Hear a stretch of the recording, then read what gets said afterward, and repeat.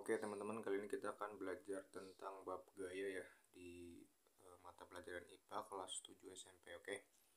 Nah, jadi kita sebelum membahas,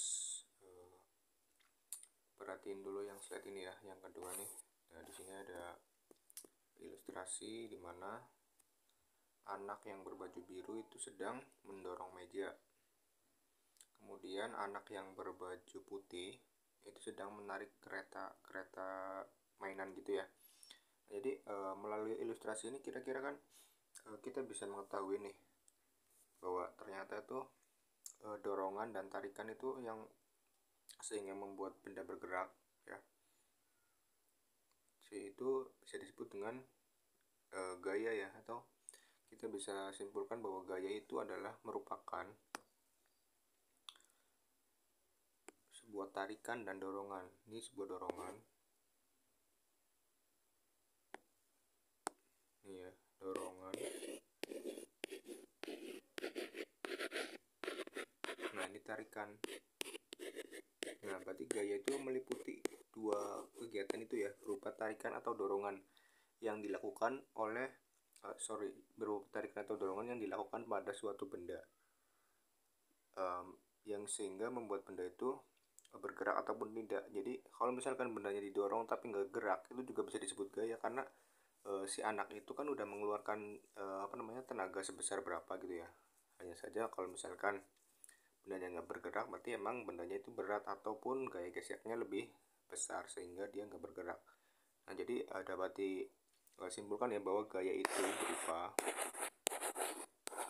tarikan dan dorongan yang dilakukan pada suatu benda atau objek, baik membuat objek itu bergerak ataupun tidak. Oke ya, sampai sini dulu ya.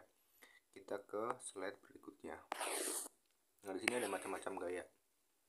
Di sini gaya itu ada banyak ya. Yang pertama itu ada gaya pegas, gaya listrik.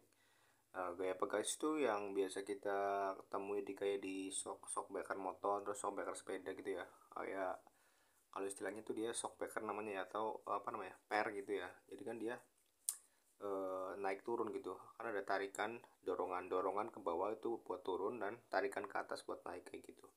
Kemudian gaya listrik. Nah, gaya listrik itu maksudnya gimana? Nah, di sini tuh ini sebenarnya di kelas 9 ya, mempelajarinya tuh kalau di kelas 9 itu ada namanya muatan listrik. Nah, di situ ada gaya listrik gitu, di mana muatan itu positif sama negatif. Nah, dia itu akan saling tarik menarik dan saling tolak menolak, istilahnya begitu ya. Tapi untuk lebih jelasnya nanti kalian bisa pelajarin di kelas 9 tentang gaya listrik. Kemudian ada gaya gravitasi. Ini udah kita ketahui bersama ya bahwa itu gaya tarik bumi, dimana ketika kita loncat pasti kita akan ke bawah lagi, atau ketika buah jatuh itu pasti arahnya akan ke bawah, itu karena ada gaya tarik bumi atau gaya gravitasi bumi. Kemudian di sini ada gaya dorong yang seperti dilakukan yang di slide 2 tadi. Kemudian ada gaya magnet, itu berupa gaya tarik magnet ya, kan magnet itu narik logam ya gitu ya. Kemudian di sini ada gaya gesek. Gaya gesek itu maksudnya gimana? Nah, kalau misalkan benda itu kan turun dari atas ke bawah. Nah, turun dari atas ke bawah itu kan dia memiliki berat ya. Jadi kan lantai ini akan mengalami melakukan sebenarnya melakukan tahanan atau tahanan terhadap benda biar benda itu enggak turun ke bawah, itu berupa gesekan, itu yang arahnya berlawanan. Itu yang ini ya, tadi ya saya tandain dulu. Nah, yang ini nih, arah ini sebagai arah gesekannya. Nah, sementara ini adalah arah gayanya, gaya turunnya. Oke ya. Kemudian ada gaya mesin. Nah, di sini juga sama. Nanti kita bahkan artinya tuh lebih luas kayak mesin tuh. Karena mesin kan menghasilkan tarikan atau dorongan ya. Jadi kita sebut golongkan termasuk dalam gaya juga. Oke. Dan kemudian ada gaya tarik seperti yang tadi ya, udah dijelasin gaya tarik. Oke, dan di sini ada yang spesial nih, gaya berat. Gaya berat. Nah, gaya berat itu maksudnya gimana? Nah, kalau misalkan ada benda digantung nih ya, dia kan akan memiliki istilahnya tuh gaya berat namanya, atau gaya yang arahnya ke pusat bumi atau ke bawah gitu ya. Nah, gaya berat itu disimbolkan dengan W. Nah, W itu persamaannya massa kali gravitasi, M kali G. Nah, W itu bisa disebut dengan F juga, gaya juga, atau gaya berat istilahnya. Nah, kalau F itu kan M kali A. Nah, A ini bisa sama aja kayak G, kayak gravitasinya. A itu kan percepatan, nah gravitasi juga sama percepatan. Nah, maka G sama dengan A dan W juga sama dengan F. Jadi jangan bingung ya kalau misalkan di sekolahnya itu simbol dari W ini,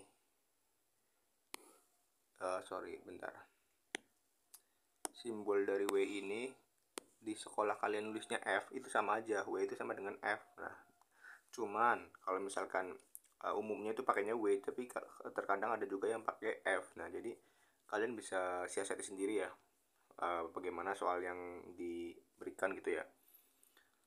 Nah, kemudian catatan tadi ya, W sama dengan F, G sama dengan A. Oke, gravitasi sama aja sama percepatannya. Oke, kita lanjut ke slide berikutnya. Selanjutnya kita akan membahas spesifik tentang gaya gesek ya. Nah, jadi gaya gesek itu ada dua jenis. Ada gaya gesek statis sama dinamis. Nah, di sini statis, ini dinamis. Nah, kinetis ya. Gaya gesek statis sama kinetis. Maksudnya gimana nih? Nah, di sini ada ilustrasi anak nih. Ya. Nah, sebelum benda bergerak. Nah, artinya tuh kalau misalkan gaya gesek statis itu kan untuk menguji apakah gaya gesek itu lebih besar atau lebih kecil. Nah, untuk mengujinya maka misalkan ada anak nih dorong mesin cuci. Nah, mesin itu nggak bergerak kan ya. Nah, beda dengan ilustrasi yang ini, dia kan bergerak dari sini ke sini tuh bergerak ya. Kalau ini kan enggak. Nah, kalau statis berarti dia tuh fungsinya untuk menguji atau gaya sebelum benda itu bergerak.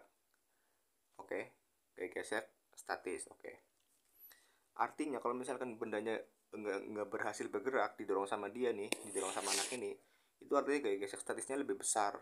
Paham ya?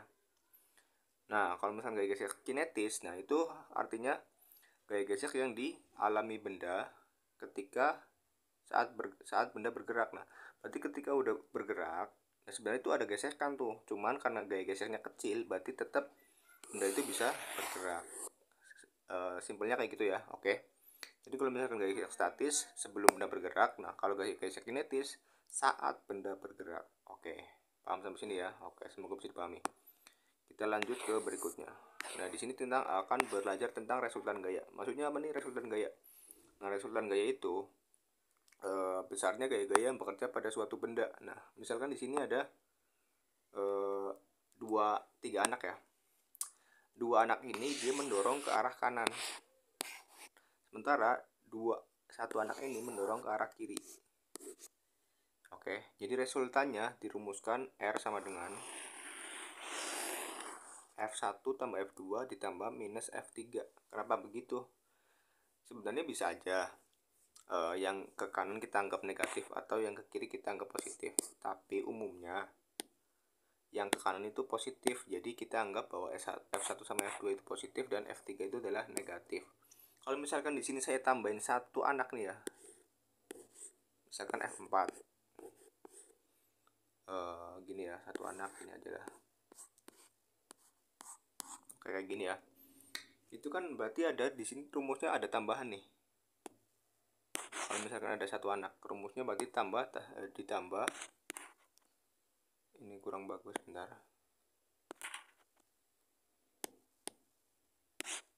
Ditambah dalam kurung minus F4. Saya hapus dulu nih ya. F4. Nah, itu. Jadi tergantung nanti arahnya di mana aja. Yang searah itu kita tambahin, yang beda arah itu kita jadikan minusnya. Paham ya? Biar lebih paham kita ke contoh soal berikut. Nah, contoh nih. Di sini ada tiga anak. Anak satu mendorong dengan 10 Newton. Anak kedua 5 Newton dan anak ketiga 5 Newton ke arah kiri. Nah, kalau di soal dari nilai dari negatif tadi ya, ini nggak ada ditulis negatif kan ya. Nah, berarti kita harus tahu nih yang mana ke arah kanan dan mana ke arah kiri. Nah, yang ke arah kiri kita inisiatif sendiri harus kasih minusnya. Soalnya kalau misalnya di soal-soal nggak mungkin ditulis biasanya tuh, langsung F3 aja sama dengan 5 gitu ya.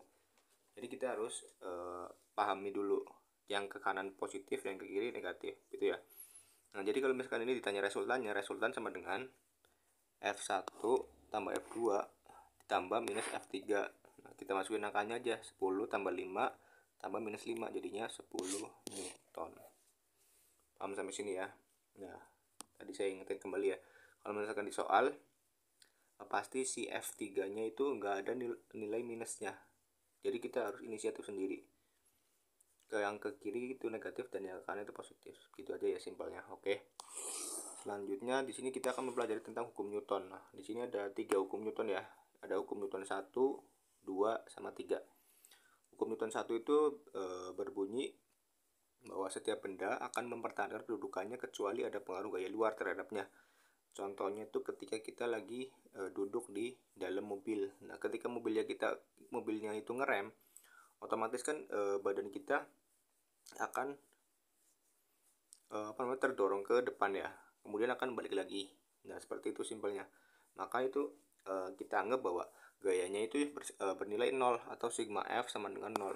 Karena kan tadinya kedorong ke depan, dia akan kembali ke sini. Jadi kan kalau misalkan ke depannya 10, kembalinya jadi minus 10. Itu kenapa sigma F itu sama dengan 0. Oke ya. Kemudian ada hukum Newton 2. Nah, dia berbicara tentang percepatan dan pengaruh gayanya. Nah, di sini hukumnya begini. Sebuah percepatan benda akan sebanding dengan gaya yang diberikan pada benda tersebut dan berbanding terbalik dengan massa bendanya. Nah, artinya kalau misalkan gayanya semakin besar nih ya, nah maka percepatannya juga akan semakin besar. Sementara kalau massa itu akan semakin kecil. Nah, kemudian yang ketiga adalah hukum Newton 3, F aksi sama dengan minus F reaksi. Ini juga hampir mirip sama hukum Newton 1, cuman dia tuh ditulisannya langsung nih, aksinya berapa maka reaksinya berapa gitu. Kalau hukum Newton 1 kan satu rumpun ya, sama dengan 0 gitu ya. Ini juga sama sebenarnya. Kalau misalkan kita besar gaya yang diterima oleh suatu benda akan sebanding dengan gaya yang dikeluarkan. Nah, misalkan kita kayak di sini ada alat ya, di sini kan ada alat ya itulah, ini namanya kurang tahu sih saya, cuman dia itu kalau misalkan yang bola ini ke sini, maka bola yang satu ini akan ke sana gitu ya. Sejauh mana bola ini turun, maka sejauh mana bola itu meluncur kayak gitu. Jadi F aksi sama dengan minus F reaksi. Contoh lainnya itu ketika kita mendorong tembok. Nah, kalau misalkan kita semakin kuat mendorong tembok, begitu juga tembok itu sebenarnya mengeluarkan gaya reaksi, yaitu kenapa dia nggak turun atau nggak roboh gitu ya, karena ada gaya reaksi dari temboknya yang nilainya tuh sama dengan gaya yang kita keluarkan. Oke, selanjutnya contoh penerapannya hukum Newton 1 nih. Kita langsung ke contoh soal aja ya biar lebih jelas. Nah, contoh soal, sebuah balok dengan massa 5 kg, beratnya 50 Newton, digantung dengan tali dikaitkan pada atap. Jika balok dalam keadaan diam, maka berapakah tegangan talinya? Saya gambarin ilustrasinya ya. Nah, di sini misalkan ada balok ya. Nah, kayak gini. Masanya 5 kilo. M 5 kilo.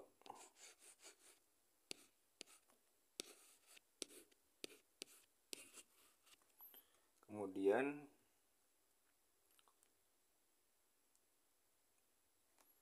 beratnya adalah 50. Ini sebenarnya kalau masanya 5 kilo kan kita bisa pakai rumus yang tadi ya. Berat sama dengan massa dikali gravitasi. Nah, berarti kan masanya 5 dikali 10. Nah, sama dengan 50. Sama aja kayak gitu tadi sebenarnya tuh. Cuman ini udah disebutin di soalnya. Nah, di sini kan ada gaya berat nih ke bawah nih ya. Nah, maka di atas itu ada gaya yang namanya tegangan tali, gaya T. Sebenarnya kalau misalkan benda digantung tuh, kita kan talinya tegang ke atas. Itu kenapa dinamakan tegangan tali. Nah, tegangan tuh sama aja, satuannya sama-sama Newton. Sama kayak berat, satuannya sama Newton. W juga sama, satuannya Newton. Nah, maka di sini yang ditanya adalah tegangan ya kan. Nah, rumus awalnya kan sigma F sama dengan 0. Berarti gaya-gaya yang bekerja sigma F sama dengan 0. Nah, berarti di sini ada gaya berat yang bekerja ke arahnya ke bawah, W. Nah, kita anggap yang ke bawah itu positif karena dia kan memiliki massa tuh dan arahnya ke pusat bumi. Jadi kita anggap positif. Kalau misalkan T-nya kan itu kan ke atas tuh, berarti kan dia ngelawan gravitasi. Berarti kita anggap minus T karena dia arahnya ke atas, sama dengan 0. Nah, selanjutnya kita hapus dulu. Nah, berarti W itu 50 tadi dikurangi T sama dengan 0. Nah, maka T ini adalah pindah ruas ya ke sini ya. Nah, jadi T sama dengan sebentar, ini kurang bagus. T sama dengan 50. Nah, berarti sama ya, tegangannya itu sama gaya beratnya. T-nya adalah 50 Newton, atau kita kasih satuan T sama dengan 50 Newton juga sama. Oke, sampai ini semoga bisa dipahami ya. Nah, kemudian kita ke contoh yang hukum Newton 2. Saya hapus dulu.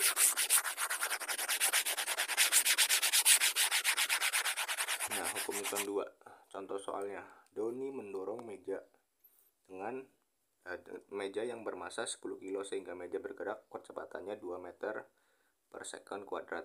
Ini maksudnya 2 meter per second kuadrat ya, bukan 2 pangkat 2. Sebentar. Ini 2 yang kecil ini hilang ya. 2 meter per second kuadrat maksudnya tuh. Nah, gini. Di sini ada kuadrat. Nah, tentukan gaya yang dikeluarkan. Nah, kita tinggal masukin rumus ya kalau gini ya. Sigma F sama dengan M dikali A. Nah, berarti tinggal masukin lagi. Masanya itu 10, percepatannya 2. Nah, maka ketemu gayanya adalah 20 Newton. Oke, semoga bisa dipahami ya. Kemudian soal yang nomor 3. Ini lebih gampang ya. Nah, Tony mendorong tembok dengan gaya aksi 10 Newton. Berapakah gaya aksi yang dikeluarkan oleh Tony? Rumusnya kan F aksi sama dengan F reaksi. F aksi sama dengan minus F reaksi. Nah, F aksinya itu 10 sama dengan minus F reaksi. Nah, maka di sini kan ada minus ya, F reaksi nih. Nah, maka untuk menjadikan plus kita kali dengan minus juga, karena kalau misalkan ruas kiri dikali minus, berarti ruas kanan juga kali minus. Berarti di sini kali minus, di sini juga kali minus. Nah, berarti kan minus kali minus itu positif, berarti minus F reaksi ya sama dengan minus kali minus 10 ya, minus kali 10, berarti kan minus 10. Itu maksudnya ya. Jadi F reaksinya adalah minus 10. Oke, sampai di sini semoga bisa dipahami ya. Oke, terima kasih untuk anda. Assalamualaikum warahmatullahi wabarakatuh.